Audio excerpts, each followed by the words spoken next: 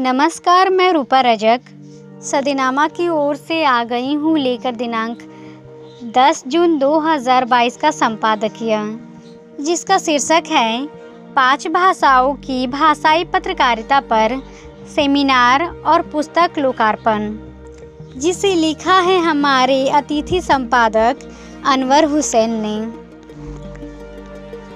भारतीय भाषा परिषद और सदीनामा ने 5 भाषाओं की भाषाई पत्रकारिता पर एक सेमिनार रखा और पुस्तक लोकार्पण भी हुआ।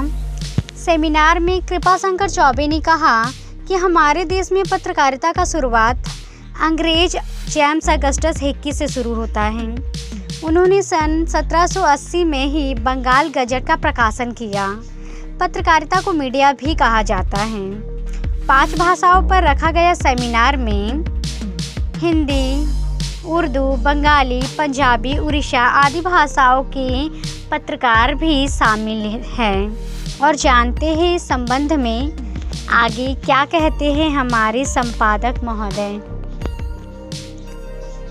भारतीय भाषा परिषद और सदीनामा ने 5 भाषाओं की भाषाई पत्रकारिता के 200 साल के इतिहास पर बुधवार को एक दिवसीय सेमिनार आयोजित किया। भारतीय भाषा परिषद की अध्यक्ष कुसुम खेमानी, बुजुर्ग पत्रकार संतन कुमार पांडे, प्रोफेसर कृपाशंकर चौबे, वरिष्ठ पत्रकार ओम प्रकाश अस्क और छपते के प्रधान संपादक विश्वंभर नेवर आदि विशिष्ट अतिथियों ने दीप प्रज्वलित कर भाषा परिषद के सभागार में सेमिनार का शुभारंभ किया। सेमिनार में वक्तव्य रखते हुए प्रोफेसर कृपाशंकर चौबे ने कहा कि हमारे देश में पत्रकारिता का इतिहास एक अंग्रेज जेम्स अगस्टस हिक्की से शुरू होता है। उसने सन 1780 में कोलकाता से पहला अंग्रेजी अखबार हिक्की बंगाल गजट का प्रकाशन शुरू किया। 30 मई 1826 को पंडित युगल किशोर शुक्ल ने हिंदी का पहला अखबार उद्यंत मार्तंड का प्रकाशन कोलकाता से ही शुरू किया। उसके बाद बंगला, उर्दू, पंजाबी, ओडिशा आदि समाचार पत्रों का प्रकाशन कोलकाता से शुरू होकर पूरे देश में फला फूला।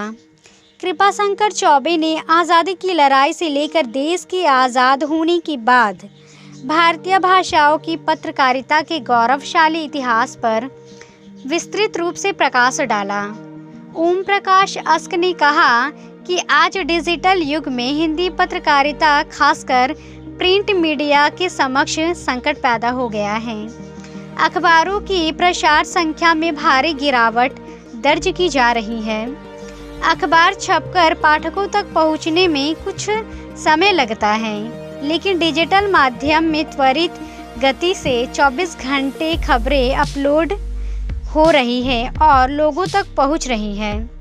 हिंदी पत्रकारिता से आम पाठकों को जोड़ने के लिए अब डिजिटल माध्यम के सहारे ही कुछ खास करने की ज़रूरत है।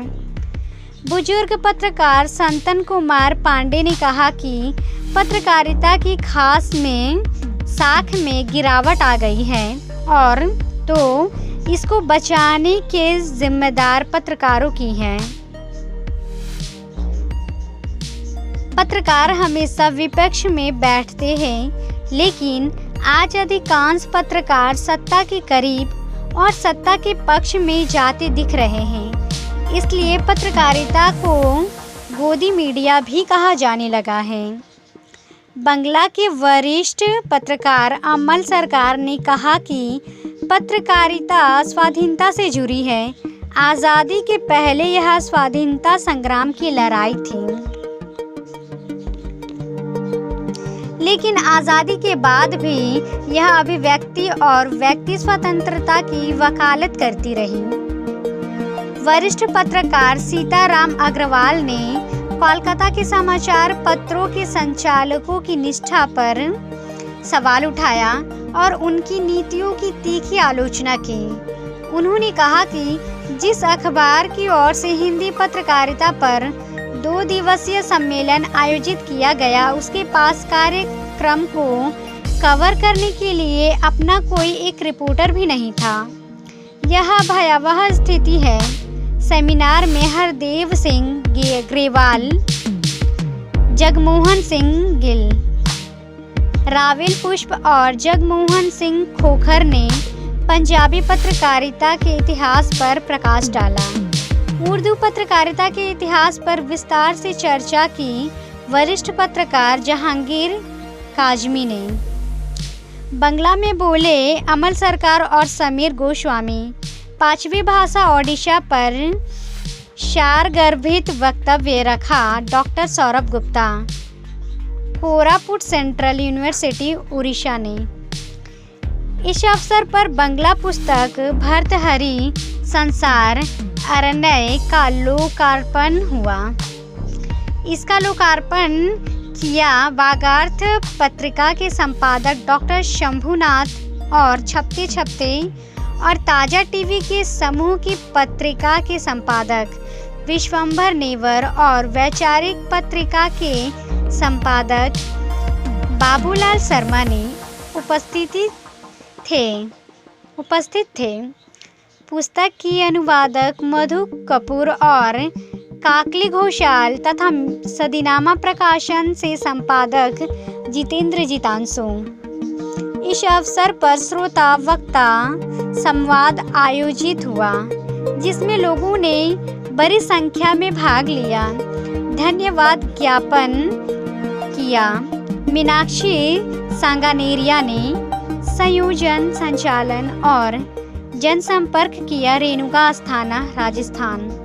नवीन प्रजापति और रितिका सिंह ने इस कार्यक्रम की रूपरेखा और प्रेस को सूचना दी। सदीनामा समूह के प्रमुख जितेंद्र जितांशु ने। लेखक कोलकाता रहते हैं। पैरोकार पत्रिका निकालते हैं। एक लंबे समय से पत्रकारिता कर रहे हैं। तो ये था दोस्तों हमारा आज का संपादकीय। कल फिर लौटेंगे एक नए विषय, एक नए संपादकीय के साथ। तब तक के लिए नमस्कार।